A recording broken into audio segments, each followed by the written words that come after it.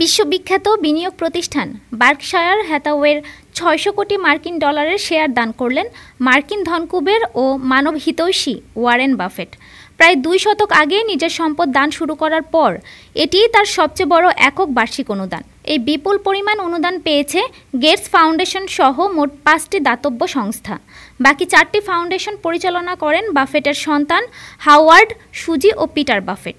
গত শুক্রবার ২৭ জুন দেওয়া অনুদানের ফলে ওয়ারেন বাফেটের মোট দানের পরিমাণ ছাড়িয়ে গেছে ৬,০০০ কোটি মার্কিন ডলার। এই দানের অংশ হিসেবে গেটস ফাউন্ডেশন পেয়েছে ৯৪,৩০,০০০ শেয়ার।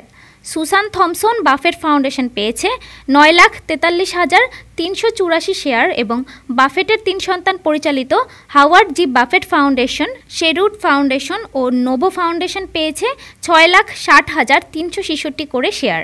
এর ফলে বার্কশায়ার হ্যাথাওয়েতে বাফেটের মালিকানা কমে দাঁড়িয়েছে ১৩.৮%। এক বিবৃতিতে বাফেট জানিয়েছেন তিনি বার্কশায়ার হ্যাথাওয়ের কোনো শেয়ার বিক্রি করবেন না, বরং নিজের সম্পদের বেশিরভাগ অংশ দান করে দিতে চান।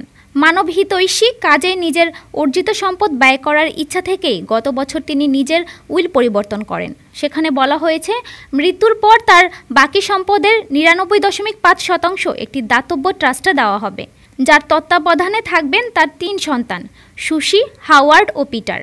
৯৪ বছর বয়সী এই বিনিয়োগ আইকন ২০০৬ সাল থেকে নিজের বিপুল সম্পদ জনকল্যাণে বিলিয়ে দেওয়ার যে প্রতিশ্রুতি দিয়েছিলেন তা এখন বাস্তব রূপ নিচ্ছে।